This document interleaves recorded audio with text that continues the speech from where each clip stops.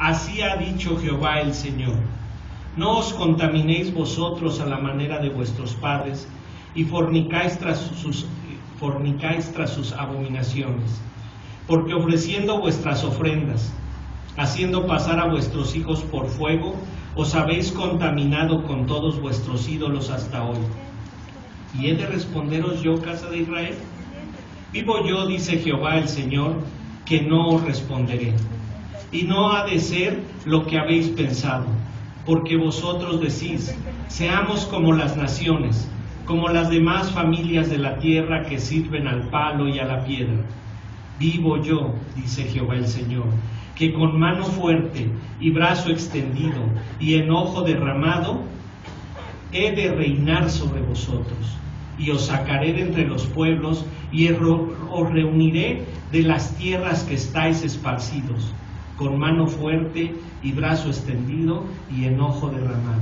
Y os traeré al desierto de los pueblos, y ahí litigaré con vosotros cara a cara, como litigué con vuestros padres en el desierto de la tierra de Egipto. Así litigaré con vosotros, dice Jehová el Señor. Os haré pasar bajo la vara, y os haré entrar en los vínculos del pacto, y apartaré de entre vosotros a los rebeldes y a los que se rebelaron contra mí.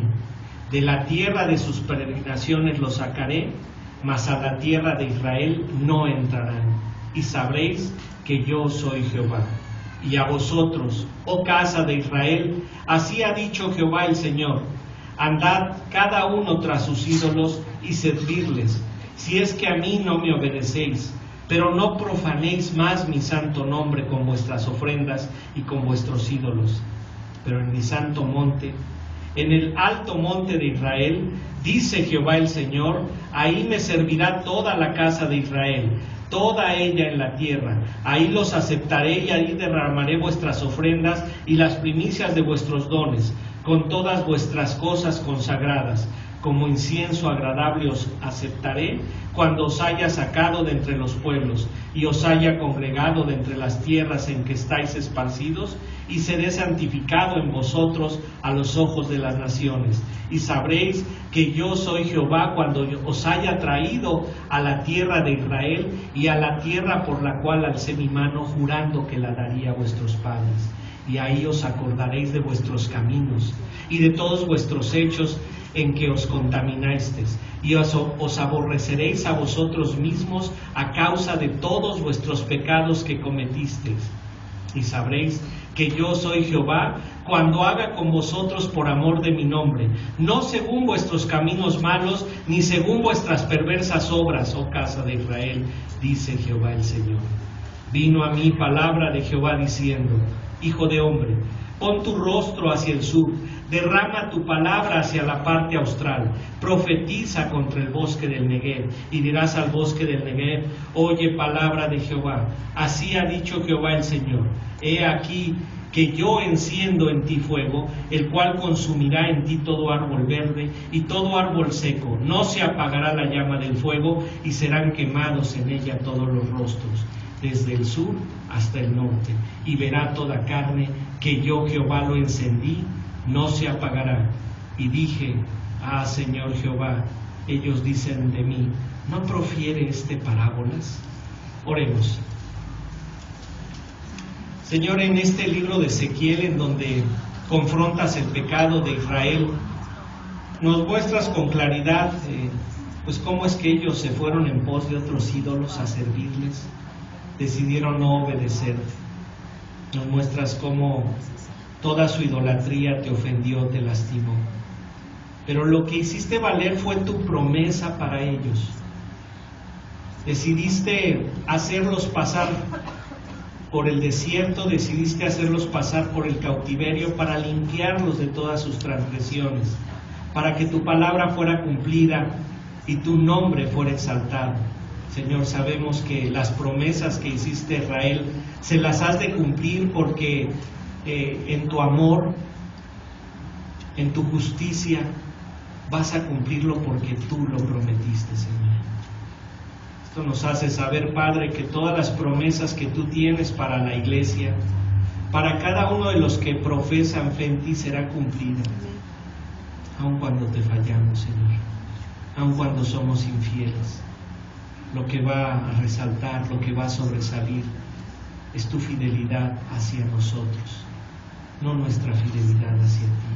Gracias, Señor, porque si no fuera por tu gracia, si no fuera por ese amor con el que nos has amado, si no fuera porque aun siendo nosotros pecadores, tú diste a tu Hijo unigénito para que muriera por nuestros pecados, no podríamos disfrutar de la salvación. Gracias te damos, Señor, por esa gracia inmerecida que nos has dado. Glorifícate, Señor, en tu palabra, glorifícate en tus promesas, y gracias, Señor, porque todas las bendiciones recaen sobre nosotros. Amén. Amados hermanos del Ministerio de Música, y simplemente para enfatizar lo que dijo nuestro querido Pastor Toñito, tan importante, pensando en nuestros amados hermanos Urrutia, aprender de los mayores, sobre todo que están en Cristo, obedeciéndolo como ellos. Lo que dijo Toño no solo es un consejo personal, sino que es un consejo bíblico, porque en Tito 2, ustedes lo pueden leer después, a la iglesia local se le manda a que los hombres jóvenes aprendan de los hombres mayores que están en el Señor, y lo mismo a las mujeres jóvenes que aprendan de las mujeres mayores que están en el Señor. Y lo que dijo Toño es totalmente bíblico. Probablemente van a aprender más, vamos a aprender más como jóvenes de los que llevan ya varias décadas en el Señor, que de los que son semejantes a nosotros. Entonces eso es parte de la razón por la que es tan útil un estudio bíblico tan heterogéneo. Siempre buscamos que en un estudio bíblico oramos, Dios nos dé hombres y mujeres ya en otra etapa de la vida, otros están empezando, y es una dinámica que enriquece mucho. Los mayores enseñan a los jóvenes a ver la fidelidad del Señor. Ellos lo han visto por décadas y han aprendido, como dijo Toño, a enfrentar las problemas, aflicciones de la vida con la palabra, y es una profunda instrucción en cómo aplicar la palabra de Dios. También otra vez enfatizando lo que dijo Toñito, muy sabio, de lo del retiro, de usarlo como vacaciones. Me acordaba este jueves ahí en la clase del seminario, tenemos cómo estudiar para predicar, y un alumno me preguntó, porque cada martes y jueves les traemos un misionero, como aquí el viernes en Proverbios, aquí en Levítico a las 9, les traemos un misionero con la meta de que oremos por las misiones, que Dios nos cargue para orar por las misiones, y que a lo mejor Dios levante a alguien y nos involucremos de alguna manera. Me preguntaba un alumno, ¿cómo le haces para que tus hijos amen las misiones? Muy buena pregunta. Y le dije, mira, en primer lugar, tu compromiso con la iglesia es vital, porque a veces oramos porque nuestros hijos sean hombres, mujeres de Dios, pero cuando juega el América contra las Chivas, ese día no se va a la iglesia. Hermanos, ¿cómo podemos querer que nuestros hijos amen el ministerio cuando nosotros obviamente a veces amamos otras cosas antes que lo que ama el Señor? Y el Señor ama su iglesia, se entregó por ella, la cuida, la sustenta. Compromiso con la iglesia, llueve, trueno, relampagué, no porque me desvelé anoche, me dolió la uña, tuve una comida de 30 personas y hoy estoy muy cansado. Eso se lo enseñas a tus hijos. Ellos ven cuál es la prioridad, lo social o la iglesia. Muy importante. Entonces, estás cargado, quieres que tus hijos amen al Señor, sean un Pablo, una Ruth. Bueno, empieza por tu ejemplo. Dios cambia el corazón, pero eso es muy importante. Y si vas a tener un fiestón, evalúalo bien, qué es lo que esto va a enseñarle a mis hijos. O no lo tengo, me duermo temprano, o a lo mejor voy, y aunque llegue ahí con 2 horas de sueño, ahí estoy, y que mis hijos vean que me preocupo más por la iglesia que por otra cosa. Y también le decía a este hermano otra cosa, sirve con ellos, mételos a servir, o me implica que te metas a servir. Métete a poner sillas que tu hijo me decía, ¿desde qué edad? Desde que pueda. Te lo llevas ahí, aunque te agarre el dedo meñique a poner una silla, aunque el pobre no pueda cargar una silla. Y obviamente, otra sugerencia práctica que le daba era, para enfatizar esto que decía Toño, exponlos a misiones, léeles biografías, léeles reportes misioneros. Dios puede cambiar el corazón, claro, pero es el único que lo puede hacer.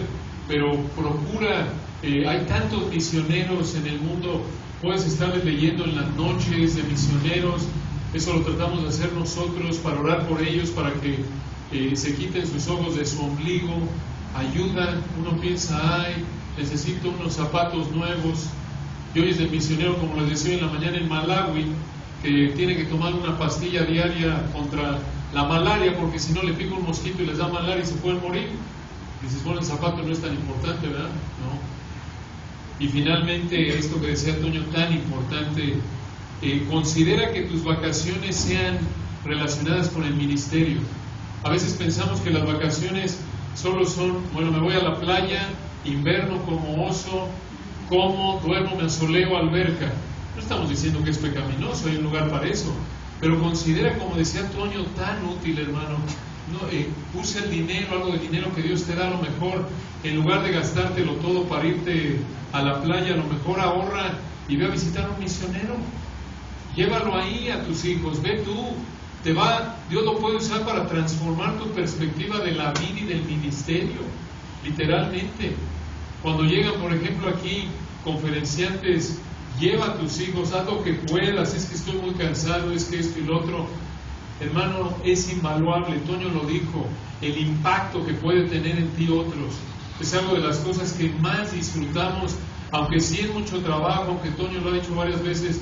Cuando el Señor nos permita viajar por trabajo de ministerio, estás en avión, comes, duermes, trabajas, comes, duermes, trabajas, como los que viajan por trabajo, así es. Pero no solo el privilegio de servir, sino estar escuchando a los demás. Te impacta, como este hermano Luis que vino la semana pasada de Venezuela, aunque está estudiando Master Seminary, ¿se acuerdan? Que estuvo con nosotros. Este hermano nos contaba, sus papás viven en Valencia, Venezuela. Ustedes han visto algo de lo que está pasando en Venezuela y nos contaba un poquito de lo que viven allá y que no tienen una iglesia fuerte, y hermano, eso te carga, te humilla, debe llevarte a orar. Señor, ¿qué puedo hacer para que me uses para ayudar a estos hermanos? ¿No es cierto? Si oramos, Señor, envía obreros a la mies, pero al mismo tiempo debemos estar como Isaías, heme aquí, y lo que tú quieras. A lo mejor no te ves como misionero, pero tienes que estar dispuesto a servir al Señor donde Él quiera, y a lo mejor te puede servir en maneras que nunca te has imaginado. Entonces, simplemente ilustraciones para enfatizar lo que dice Toño, porque a veces pensamos, hombre, retiro, conferencia versus irme a Acapulco, Europa. No, pues Europa mata conferencia. ¿Ah, sí? ¿No te has puesto a pensar, como dice Toño, cuánto darías porque Dios te permita crecer en tu santidad para su gloria y para ser un testigo más eficaz, y que tus hijos sean impactados, tus nietos, los que te conocen, porque vas creciendo en tu amor a Dios?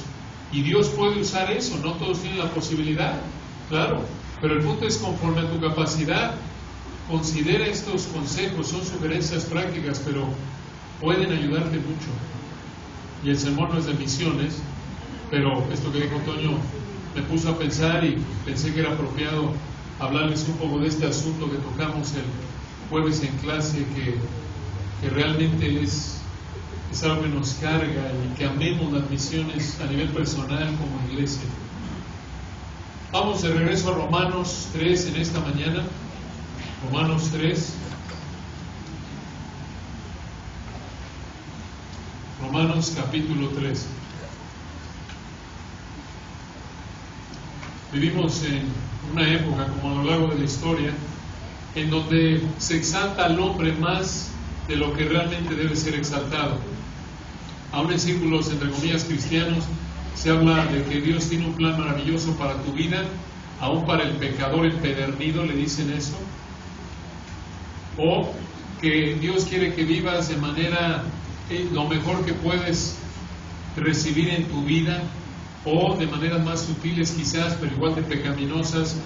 Pensar en que la Biblia enseña la autoestima y el amor propio, como explicábamos la semana pasada, es un error, no es bíblico. Hoy vamos a ver el valor del hombre en su condición natural de pecado ante Dios. ¿Cuál es la perspectiva de Dios del ser humano desde el punto de vista espiritual en su condición natural de pecado? Ahí en Romanos 3, versículos 9 al 20 lo estamos estudiando. Y fíjense nada más, leyendo el texto, lo que Dios piensa del ser humano cuando lo ve en su condición de pecado. Romanos 3:9, ¿qué pues? ¿Somos nosotros mejores que ellos? En ninguna manera. Pues ya hemos acusado a judíos y a gentiles que todos están bajo pecado. Ahí empieza, todos son esclavos al pecado. Eso es lo que significa la frase bajo pecado. Versículo 10, ahora Pablo recuerda, lo va a mostrar en los versículos 10 al 18, a partir del Antiguo Testamento, cómo el ser humano está en una condición de esclavitud al pecado. Noten, todos, no solo unos, no solo un grupo racial, todos. Versículo 10, como está escrito, no hay justo ni aun uno. El ser humano es injusto, es impío delante de Dios, no obedece de manera perfecta. Versículo 11, no hay quien entienda. El ser humano es espiritualmente ignorante. Versículo 11, no hay quien busque a Dios. El ser humano odia a Dios, por eso no lo busca. Versículo 12, todos se desviaron. Explicamos que esto se refiere a su egoísmo. El ser humano es egoísta, busca sus intereses personales, es orgulloso. Versículo 12, aún se hicieron inútiles, inservibles ante Dios, espiritualmente hablando, en su pecado. Estudiaremos esta frase hoy, si Dios quiere. No hay quien haga lo bueno en el estándar de Dios. No hay ni siquiera uno. Versículo 13, sepulcro abierto es su garganta, su boca, su corazón es como una tumba abierta llena de impiedad, de corrupción moral. Con su lengua engañan, son mentirosos. Versículo 13, veneno de áspides hay debajo de sus labios. Sus palabras dañan y matan como el veneno de una serpiente. Versículo 14, su boca está llena de maldición y de amargura, de vulgaridades, de palabras que expresan odio hacia otros. Versículo 15, sus pies se apresuran para derramar sangre, están dispuestos a matar si tuvieran la posibilidad por su odio. Versículo 16, quebranto y desventura hay en sus caminos, su vida está llena de dolor, de sufrimiento. Versículo 17, no conocieron camino de paz, viven en turbación, no hay temor de Dios delante de sus ojos, son irreverentes. Versículo 19, pero sabemos que todo lo que la ley dice, lo dice a los que están bajo la ley, para que toda boca se cierre y todo el mundo quede bajo el juicio de Dios. Están condenados bajo el juicio de Dios. Versículo 20, ya que por las obras de la ley ningún ser humano será justificado delante de él, porque por medio de la ley es el conocimiento del pecado. Sus obras no les ayudan a ganarse la salvación. El ser humano es profundamente pecador y necesitamos entender esta verdad para poder entender cuánto necesitamos la salvación y la santificación del Señor Jesucristo. Hasta que no entiendes la profundidad de tu pecado, no vas a entender la magnitud del amor de Dios. Y estamos estudiando este texto bastante lento, porque aquí cada frase expresa verdades inmensas en su contenido. No es narrativa, por eso no tomamos secciones más largas. Aquí hay doctrina, aquí son verdades, enseñanzas, teología, verdad acerca de Dios y del hombre. Necesitamos entender estas verdades esenciales del Evangelio y cómo afectan nuestra vida. Y en este contexto, Dios a través de Pablo está explicando la necesidad de la justificación. Necesitamos la justificación mediante la fe en Cristo porque somos pecadores. Y aquí en Romanos 3, 9 al 20 estamos estudiando 4 áreas de la pecaminosidad humana que te enseñan tu necesidad de salvación en Cristo. Estamos en la primera, en los versículos 9 al 12, ¿recuerdan? Y nos quedamos la semana pasada en el versículo 12, Romanos 3, 12. Todos se desviaron. Explicamos a fondo esa frase. Significa que todos se desviaron, dejaron a Dios, buscando sus intereses egoístas, pecaminosos. Escucha, es vital que entiendas esto para tu vida y también para enseñar el Evangelio a otros, a tus hijos, a tus nietos. No creerte la idea de que tu hijo es un pequeño Dios y que puede hacer lo que quiere y que el cielo es el límite. Esas son aberraciones, son farsas. Lo que tu hijo más necesita es el Evangelio, y para que pueda él ver su necesidad del Evangelio necesita entender la profundidad de su pecado. Necesita entender esto. Versículo 12, noten, continuamos la siguiente frase del día de hoy. A una se hicieron inútiles. Hasta ahí. Observen la frase, a una se hicieron inútiles, o en el griego, sin valor. Esta es la evaluación que Dios hace del ser humano. Aunque en nuestro orgullo pensemos que somos algo delante de Dios por naturaleza, en nuestra condición de pecado, esa no es la realidad. Versículo 12, a una se hicieron inútiles. Somos inútiles. En nuestra condición de pecado sin Cristo, por naturaleza, delante del Dios Santo, somos inservibles. En otras palabras, no sirven de nada nuestros logros humanos delante de Dios. Dices, hombre, a Dios y a Pablo les hará bien escuchar a Freud. Qué baja autoestima tienen. Hermanos, eso es una farsa. Esta es la verdad. Nada de amor propio y autoestima y demás. Eso no es bíblico. Y aquí noten cómo el Espíritu de Dios lo despedaza una tras otra vez. Y les recuerdo que para cuando Pablo está escribiendo esto, ya había pasado la época dorada de Grecia. Y Pablo, como vimos en Hechos 17, conocía los filósofos griegos. Ya habían vivido y se conocían los escritos de Aristóteles, Sócrates, Platón. Y noten que aquí no dice, bueno, Romanos, aquí les va lo que el Espíritu de Dios me inspiró a decirles, pero también voy a meter algo de filosofía platónica. No, así como él no necesitó a Platón, ni a Sócrates, ni a Aristóteles, así tampoco tú necesitas a Freud, Ackerman, Rogers, nada de eso. No necesitas ideas humanas para poder tener una relación con Dios y crecer en santidad con Dios. Eso no es cierto. Eso refleja al hombre caído en su estado de pecado. Noten aquí, dice versículo 12 de nuevo, a una se hicieron inútiles. No sirven de nada nuestros logros humanos delante de Dios. Nuestros méritos humanos, escuchan, no impresionan a Dios. Por naturaleza, todos, como seres humanos, sin Cristo, en nuestra condición de esclavitud al pecado, somos inútiles, sin valor, somos inservibles delante de Dios. Dices, oye, esto no está en toda la Biblia, ¿o sí? Agárrate del asiento, esta es una manera suave de decirlo. Obsérvalo en otras partes, donde la palabra de Dios repite esta misma verdad con otras palabras. Comencemos con el Salmo 1. Salmo 1.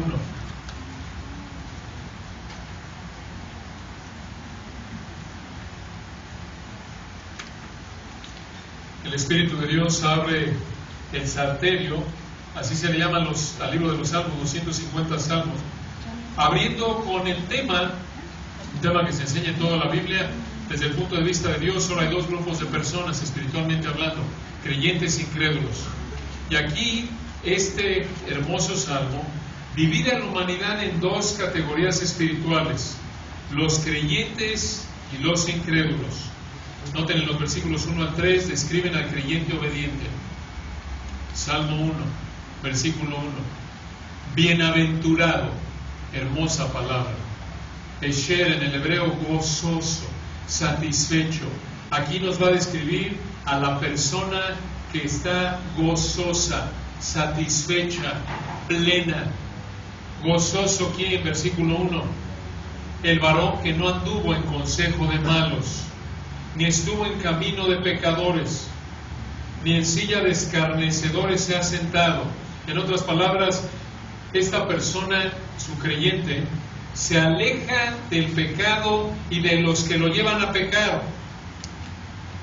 Tú, joven, secundaria, preparatoria, universidad, aún como adulto, en la etapa en la que estás, no creas que tu satisfacción depende de estar ahí con el tuercas y el muelas y aquel y allá, a menos de que el tuercas y el muelas y el otro sean hijos de Dios y lo manifiestan por una fe obediente. No, nota, bienaventurado, satisfecho, gozoso, feliz realmente el que se aleja del pecado y de los que lo llevan a pecar. Noten, este creyente obediente no solo está satisfecho porque se aleja del pecado, sino que lo que va de la mano con este guardar distancia del pecado está descrito en el versículo 2, sino que en la ley de Jehová está su delicia. Noten el contraste.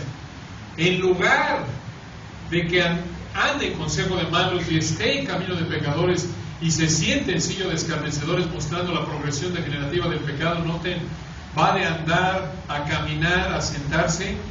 En lugar de andar con estas personas y estar pecando, versículo 2, en la ley de Jehová está su delicia, y en su ley medita de día y de noche.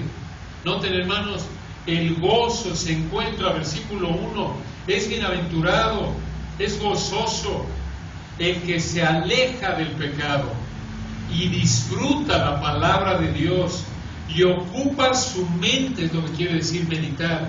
Ocupa su mente con la palabra de Dios continuamente. Estás equivocado si crees que estudiar la Biblia es aburrido. Estás equivocado si crees que es solo bueno estudiar la Biblia un poquito porque me cansa, necesito estar con mis cuates. Si ese es tu estilo de vida, no conoces a Cristo. Porque un verdadero hijo de Dios, el Espíritu de Dios, produce esta hambre por la palabra, este deleite en la palabra. Y se va a deleitar en alejarse del pecado y en vivir, estudiando, disfrutando, en entender y obedecer la palabra de Dios y que su mente esté ocupada por ella continuamente. Noten qué farsa si llegas a pensar, hombre, los que son obedientes a Dios viven vidas muy aburridas. No, Señor, los únicos que viven vidas de satisfacción y gozo son los creyentes obedientes, aquí descritos. Versículo 1, que se alejan del pecado y cualquier persona que los lleve a pecar. Y versículo 2, que disfrutan estudiar, entender, obedecer y ocupar su mente con la palabra de Dios continuamente. Estas son las personas que realmente están gozosas. Y noten, hermanos, por cierto, que no dice, versículo 1, bienaventurado el varón que tiene dinero, bienaventurado el varón que tiene salud, bienaventurado el varón que hace lo que quiere. No, Señor, esta bienaventuranza no tiene nada que ver con las circunstancias. Este gozo genuino, noten, está relacionado con tu relación con la palabra de Dios. Depende de tu relación con Dios, reflejado en tu relación con la palabra de Dios. No tiene nada que ver, noten, esta verdad se encuentra en todas las escrituras, no tiene nada que ver tus circunstancias. Si tu gozo en esta vida depende de tus circunstancias y no de la palabra de Dios, estás mal. Quizás no eres creyente o eres un creyente que está siendo desobediente. El trabajo, la salud, tus deseos cumplidos, no es lo que debe determinar tu gozo, según este texto. Si es así, estás viviendo como el mundo. Y si ese es tu estilo de vida, probablemente no eres salvo. Porque aquí dice, bienaventurado el varón que se aleja del pecado, versículo 1 y 2, en la ley de Jehová está su delicia, y en su ley medita de día y de noche. No importa si tiene o no dinero, si tiene o no trabajo, si tiene o no salud, si su familia está estable o no, aquí está el gozo. No estamos diciendo que no duele. Lo vemos con el salmista en el Salmo 119. Él está gozoso, pero sufriendo. Y puedes estar sufriendo, pero por la gracia de Dios ser fortalecido, sustentado por el poder del Espíritu de Dios que produce su fruto en tu vida, porque estás caminando en obediencia a su palabra. Aquí está, hermanos, nuestra satisfacción. Qué contraste, hermanos, con la manera de pensar pecaminosa, limitada, terrenal del mundo. Por naturaleza pensamos que el gozo, la satisfacción en la vida se encuentra en pecar. No. Según el Salmo 1, 1 y 2, ¿Quieres conocer el gozo, el placer genuino en tu vida? Entonces necesitas venir a Cristo, que transforme tu alma para que entonces te alejes del pecado, versículo 1, y disfrutes, versículo 2, y obedezcas y pienses continuamente en la palabra de Dios. Este es un creyente genuino. ¿Alguien así? Noten versículo 3. Salmo 1, versículo 3. Será como árbol plantado junto a corrientes de aguas, que da su fruto en su tiempo y su hoja no cae, y todo lo que hace prosperará. Dirás, ahí está, si obedezco voy a ser próspero. No, Señor, no dice aquí prosperidad material, ¿o sí? No necesariamente. No necesariamente prosperidad conforme al plan perfecto de Dios. Prosperidad conforme a lo que Dios quiere que hagas. En contraste, noten al creyente obediente de los versículos 1 al 3. Observen cómo describe Dios al que no es creyente, al ser humano que por naturaleza se encuentra esclavizado por su pecado. Versículo 4. Salmo 1:4. No así los malos, que son como el tamo que arrebata el viento. ¿Qué significa tamo aquí? Se refiere a paja. Era la cáscara del grano que no servía de nada. No servía de nada más que para ser arrastrada o llevada por el viento. Noten, hermanos, aquí como Dios, el Espíritu de Dios, vuelve a referirse al ser humano en su condición de pecado como a tamo, como a todo, aún las hicieron inútiles. En otras palabras, no servimos de nada para Dios, espiritualmente hablando, en nuestra condición de pecado, excepto para una cosa. ¿Y quieren ver cuál es? Vayan a Mateo 3:12. Mateo 3, versículo 12. Mateo 3, versículo 12.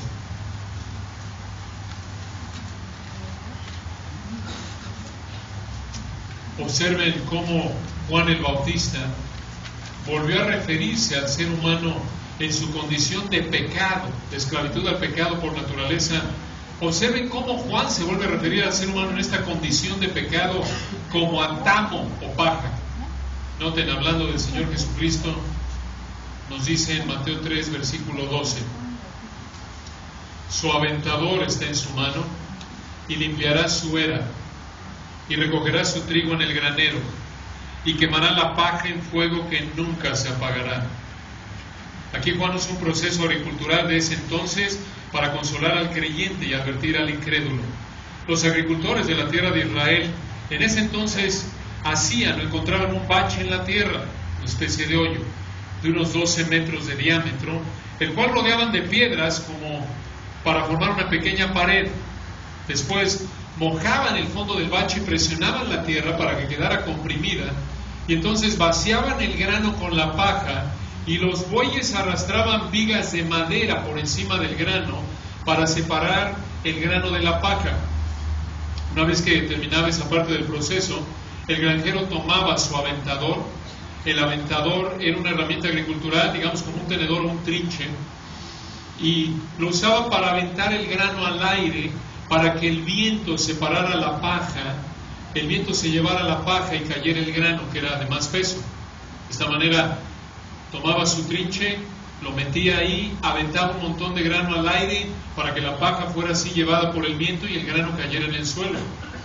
Y una vez que terminaba de este proceso de separación, tomaba el grano, obviamente lo que valía, lo que podía comer, y lo guardaba en el granero, mientras que la paja era quemada.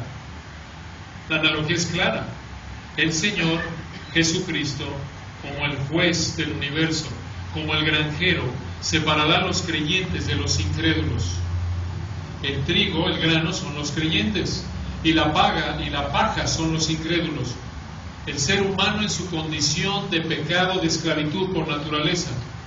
Los creyentes son guardados y protegidos por el Señor para siempre en el cielo. Y los incrédulos, la paja, noten al final del versículo 12, quemará en fuego que nunca se apagará. ¿A qué se refiere eso? la paja arderá en fuego eterno. Y les recuerdo que el predicador en toda la Biblia que más habló del infierno eterno fue el Señor Jesucristo. Y aquí lo tienen, Juan el Bautista hablando acerca del Señor Jesús. No servimos para nada en nuestra condición de pecado, más que para una cosa, para ser objeto de la ira de Dios eterna. Esta es la evaluación del ser humano en su condición de pecado. Romanos 3:2 entonces dice que todo ser humano, aún así su inútil, en nuestra condición de esclavitud al pecado por naturaleza, sin Cristo, espiritualmente, escucha, somos inútiles, inservibles, no servimos para nada, más que para recibir lo que nuestro pecado merece, que es el juicio eterno de Dios en el infierno. Ni tus méritos familiares, ni tus méritos financieros, ni tus méritos profesionales, ni tu descendencia, ni tu mérito deportivo o moral tiene valor alguno delante de Dios para sacarte de la condición de esclavitud de pecado en la que te encuentras por naturaleza, sin Cristo. Solo Dios, mediante Cristo, puede librarte. Romanos 3:12, a una se hicieron inútiles. Otra vez, todos, por naturaleza como seres humanos, sin Cristo, en nuestra condición de esclavitud al pecado, somos inútiles, sin valor, inservibles delante de Dios, buenos para nada más que para ser arrojados al infierno eterno. Este es un buen versículo que memorizar.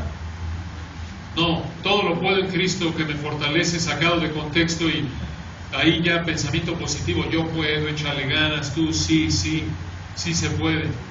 Bueno, te lo memorizas entendiéndolo bien en su contexto, está bien. Dios, Cristo te da la capacidad de estar satisfecho en cualquier circunstancia, es lo que enseña el texto. Pero memorízate probablemente te va a ayudar también mucho. Cuando estés viéndote tentado al orgullo, recuerda, sin Cristo no eres nada. Y todavía con Cristo dependes de Él en todo. Noten esta verdad de que somos inútiles, sin valor, inservibles delante de Dios en nuestra condición de esclavitud al pecado. Esta verdad también la vemos en Job. Acompáñenme a Job y vamos a tomar el tiempo de ir a este libro, Salmos, Job, Salmos, Proverbios.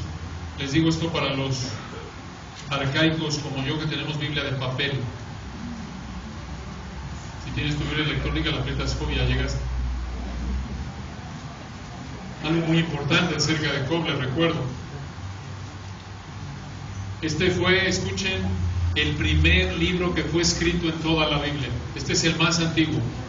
Y en el primer libro que el Espíritu de Dios escribió, se enseñan dos verdades cruciales que estamos estudiando en Romanos. Número 1, todo ser humano es pecador. Se enseña la universalidad del pecado. Todo ser humano es pecador. Y número 2, ningún ser humano puede cambiar por sí mismo su condición de pecado. Ningún ser humano puede cambiar por su propia fuerza su condición de pecado. Y lo vemos varias veces en el libro de Job. Por ejemplo, vayan a Job capítulo 14, versículo 4. Job 14, versículo 4.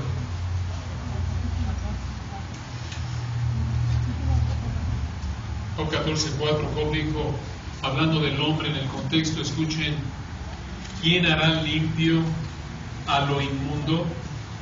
Vean desde el versículo 1, el contexto, Job 14, 1. El hombre nacido de mujer, corto de días y hastiado de sinsabores, hablando la vida del ser humano sin Cristo en su pecado.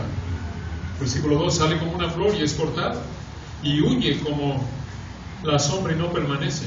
Su vida es frágil, temporal. Versículo 3, sobre este abres tus ojos y me traes a juicio contigo. Versículo 4, ¿quién hará limpio a lo inmundo? Nadie. En otras palabras, ningún ser humano puede limpiar su pecado. Tienes que reconocer esto, enseñárselo a tus hijos, a tus nietos, a aquellos que evangelizas. No es que tú puedes, tú repite la oración y cambias. No.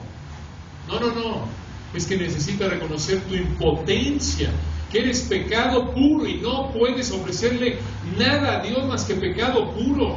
Lo mejor que le puedes ofrecer son como trapos de inmundicia, Isaías 64:6. Necesitas el poder de Dios en su totalidad. Recuerda, como nos lo ha dicho Toñito varias veces, lo único en lo que contribuyes a tu salvación es con tu pecado. Ni un 0.001% contribuyes en que tú te salves a ti mismo. No, Job 14:4. ¿Quién hará limpio al inmundo? ¿Qué ser humano puede limpiarse de su pecado? Nadie. Noten ahí adelante en el capítulo 15, Job 15, versículo 14. Aquí Elifaz reprende a Job y Elifaz afirma lo pecaminoso que es el hombre y lo santo que es Dios. Noten qué hermoso texto. Y aunque en este contexto Elifaz no necesitaba decirle esto a Job, aún así afirmó una verdad potente que se reitera en todas las escrituras. Job 15, versículo 14. Observen. Job 15, 14.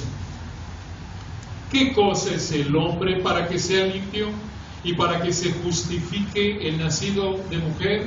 Respuesta: nada. El ser humano simplemente no puede ser limpio ni justo delante de Dios. Y recuerden, ser justo significa que se conforma de manera perfecta a quién es Dios y a su palabra. Versículo 15. He aquí, en sus santos no confía, y ni aun los cielos son limpios delante de sus ojos. ¿De qué está hablando aquí? Este versículo se refiere a los ángeles santos que pecaron, cuando ellos siguieron a Satanás y contaminaron los cielos con su pecado. Versículo 16, noten la comparación. Job 15, 16. Cuanto menos el hombre abominable y vil, que bebe la iniquidad como agua. ¿Querías autoestima? No lo digo yo, está en una campaña casera de brujas contra la psicología. No, hermanos, esto es lo que dice la Biblia. Necesitamos ir a lo que dice la Biblia y quitarnos ideas humanas, no bíblicas. Vean nada más lo que dice, versículo 16. Cuanto menos el hombre abominable y vil, que bebe la iniquidad como agua. El hombre es abominable y vil o sucio por su pecado, detestable, contaminado, obvio a los ojos de Dios. Esto habla de la santidad de Dios. Al decir que el hombre no te bebe la iniquidad como agua, noten esa frase, versículo 16, cuando menos el hombre abominable y vil, que bebe la iniquidad como agua. ¿Qué quiere decir eso? ¿Que bebe la iniquidad como agua? Significa esto: el hombre bebe la iniquidad como agua. Esto significa, mucha atención, que el hombre peca sin cuidado alguno, con tanta facilidad y frecuencia como toma agua. ¿Cuánto tomas agua al día? Pues lo necesario para estar saludable. Normalmente no tomamos lo que debemos, pero no piensas, ¿no es cierto? Tomas con frecuencia, con facilidad, tienes sed, tomas. Y note nada más lo que está diciendo Elifaz, versículo 14: el hombre es pecador. Y versículo 15: si Dios no confió en los ángeles que cayeron y que contaminaron los cielos. Versículo 16: ¿cuánto menos Dios va a confiar en el ser humano, que es abominable por su pecado y que peca con la mano en la cintura, peca sin cuidado alguno, con tanta facilidad y frecuencia como toma agua? ¡Qué impresionante!, ¿no es cierto? Eso somos nosotros sin Cristo. Somos tan pecaminosos, lo veremos en Romanos 6, si Dios quiere, que aún cómo luchamos con el pecado como cristianos, ¿no es cierto? Pero noten esto, hermanos, qué analogía. Así de pecaminosos somos. Así lo dijo el Espíritu de Dios. Más allá, esto se escribió allá por el 2000 y tantos antes de Cristo. Ahora vayan al capítulo 25, si todavía no están convencidos. Este es el tiro de gracia, hermanos. Job 25. Con este terminamos por hoy. Job 25. Les digo, vamos lentos, hermanos, pero es muy importante entender estas verdades. Job 25. En los versículos 1, este es un capítulo de 6 versículos. Y no tenés un hermoso capítulo. Aquí en Job capítulo 25, en los versículos 1 a 3, Bildad afirma la grandeza de Dios. Y en los versículos 4 al 6 que el hombre es pecador. Muy importante ver el contexto. En los versículos 1 al 3 se presenta la majestad, la grandeza de Dios, y en contraste esto, la pecaminosidad del hombre, versículos 4 al 6. Obsérvenlo, Job 25:1. Respondió Bildad suita y dijo, versículo 2, noten qué hermoso: el señorío y el temor están con él, hablando de Dios. Él hace paz en sus alturas. ¿Qué quiere decir esto? Versículo 2, el señorío. Esto es, Dios es soberano, el controlador, el rey de reyes, el altísimo, el señorío. Y el temor, temor quiere decir el que es digno de adoración, de asombro reverente, de ver a Dios y quedar boquiabierto, caer de rodillas ante su majestad por lo glorioso que es Él. Y además tener temor de pecar, porque Él odia y juzga el pecado. El señorío y el temor están con Él. Y noten la última frase del versículo 2: Él hace paz en sus alturas. ¿Qué quiere decir eso? Él vive en las alturas donde hay paz. Él vive en el tercer cielo donde hay paz, orden perfecto. Qué glorioso, ¿no es cierto? Este es un vistazo del cielo. Paz perfecta. Versículo 3: ¿tienen sus ejércitos número? Es una pregunta retórica, la respuesta es no. ¿Sobre quién no está su luz? Sobre nadie. Con estas dos preguntas, Bildad está diciendo, noten, cuando dice ¿tienen sus ejércitos número?, él está diciendo Dios es poderoso, y lo refleja su comando sobre sus ejércitos, su mando. Y noten versículo 3 al final: ¿sobre quién no está su luz? En otras palabras, Él se ha revelado a toda la humanidad. Versículo 4, noten: ¿cómo pues se justificará el hombre para con Dios? ¿Y cómo será limpio el que nace de mujer? Respuesta: no hay manera. Debido a que todos nosotros nacemos de mujer y toda la humanidad ha sido afectada por el pecado, todos somos pecadores y no tenemos la capacidad de justificarnos, no tenemos la capacidad de ser perfectos para con Dios. Versículo 5, noten: he aquí que ni aun la misma luna será resplandeciente, ni las estrellas son limpias delante de sus ojos. ¿Qué es esto? Aquí en Job 25:5 está hablando en términos hiperbólicos, es una figura de dicción, exagera para enseñar una lección.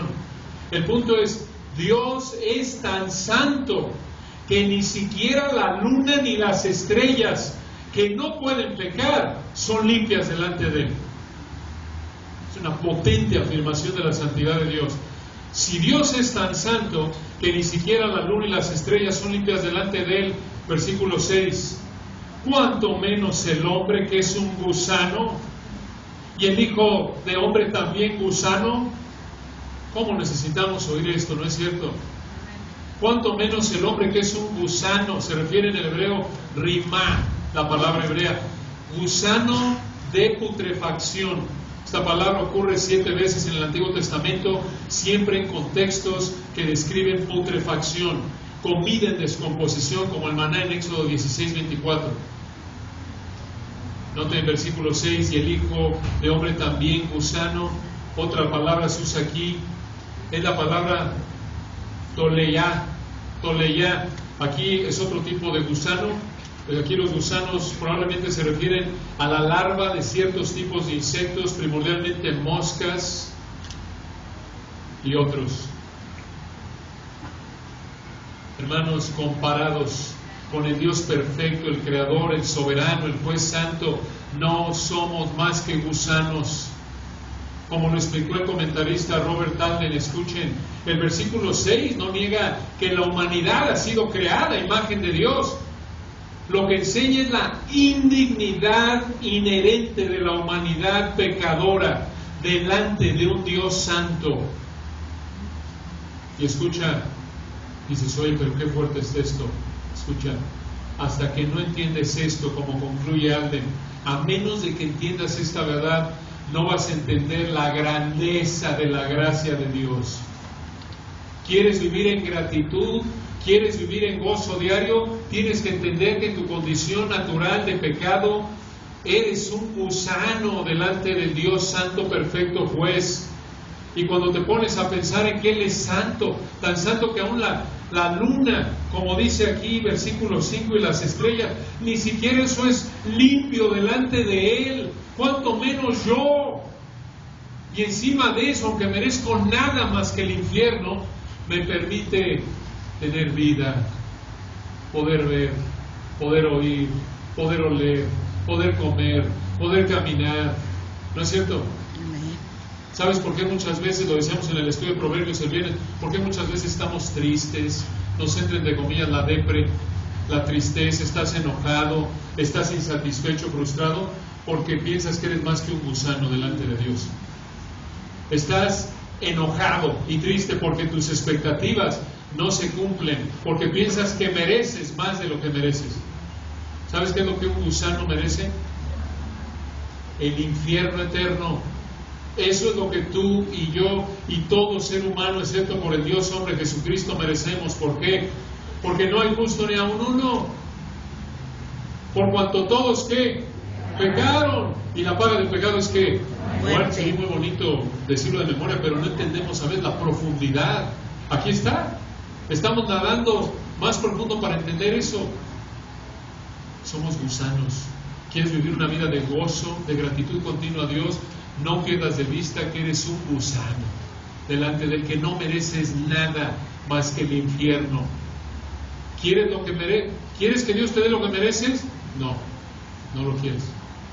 Ese es el fuego que nunca se apaga. Eso es lo que merecemos. Es demasiado fuerte. Hermanos, todo lo que hemos visto está en la Biblia. Evalúa todo lo que has oído a la luz de la Biblia y lo vas a ver que está en todos lados, desde el libro más antiguo de la Biblia. ¿Por qué nos choca a veces escuchar esto? Uno, por nuestro orgullo, claro, y dos, por falsa doctrina, enseñanza corrupta de la palabra de Dios, que quieren minimizar, suavizar estas verdades. Pero si suavizas estas verdades, no vas a entender la gracia y el amor de Dios. ¿Te das cuenta? Yo que no la vamos a entender de manera perfecta hasta que estemos en el cielo, pero pueden entender por qué Pablo oraba por los efesios. En el capítulo 3 de Efesios, cuando él oraba y decía que él le pedía a Dios que los efesios fueran plenamente capaces, en Efesios 3:18, de comprender con todos los santos cuál sea la anchura, la longitud, la profundidad y la altura, y de conocer el amor de Cristo que excede a todo conocimiento. Vas en buen camino para entender algo de la magia, son limpias ante sus ojos. Se hizo hombre y caminó entre lo abominable y vil, el mundo de gusanos que somos nosotros, seres humanos por naturaleza pecaminosos. Cuando empiezas a entender esta verdad, entonces empiezas a entender la inmensidad de la gracia de Dios, ¿no es cierto? Y te empiezas a quitar ideas falsas, no bíblicas, de que hay mi amor propio. Tu amor propio es un enemigo y tienes que dejarlo para entrar al reino, como vimos la semana pasada, y seguir luchando con el amor propio residual que quede en ti hasta que estés en la gloria. Necesitamos, hermanos, la palabra de Dios, necesitamos regresar a estas verdades otra vez para poder estar en la posición correcta, como lo veremos en Romanos, para poder entender algo de la inmensidad del amor perfecto de Dios Santo. Oremos para terminar. Padre, te damos gracias por estas verdades tan ricas. Realmente, Padre, son ricas, no porque nos deleitemos de manera morbosa en estar hablando de nuestra pecaminosidad, sino porque, como lo vemos en tu palabra, poder entender lo indignos que somos por nuestro pecado, lo inmerecedores que somos delante de ti, el Dios santo, santo, santo. Entender algo de la profundidad de lo pecaminoso que somos, que bebemos el pecado como agua, con frecuencia y sin cuidado. Nos recuerda algo, Padre, de la grandeza de tu gracia. Verdaderamente es maravillosa tu gracia, verdaderamente por tu misericordia no hemos sido consumidos, no solo como incrédulos, sino también, como lo explicaba Antonio de manera tan clara hace unas semanas, no nos da lo que merecemos aún como cristianos. Como cristianos genuinos, aunque salvos, cada vez que pecamos merecemos tu juicio en disciplina por nuestro pecado y proporcionalmente no nos das la disciplina que merecemos. Oh Dios, que tu Espíritu nos haga entender estas verdades para entender que realmente esta es la clave, este es el primer paso para buscar la gracia salvadora de Cristo para el que no es salvo y para el que ha salvado por gracia. Este es el primer paso también para vivir una vida de gozo, de gratitud. Esto nos lleva a examinarnos, Padre, si estamos pensando que merecemos algo más que el infierno, si estamos buscando gozo en lo temporal, si estamos dependiendo de el dinero, lo material, la salud, lo terrenal para encontrar gozo. Que recordemos, Señor, que el gozo está en entender correctamente tu palabra y someternos a ella. Gracias por estas gloriosas verdades que oramos nos motiven, Padre, a recordar que a gusanos como nosotros el Dios del universo vino a salvar y a morir en lugar de ellos, y que tienes una relación salvadora con nosotros. Impresionante. Te damos la gloria en Cristo Jesús. Amén. Que Dios los bendiga, hermanos.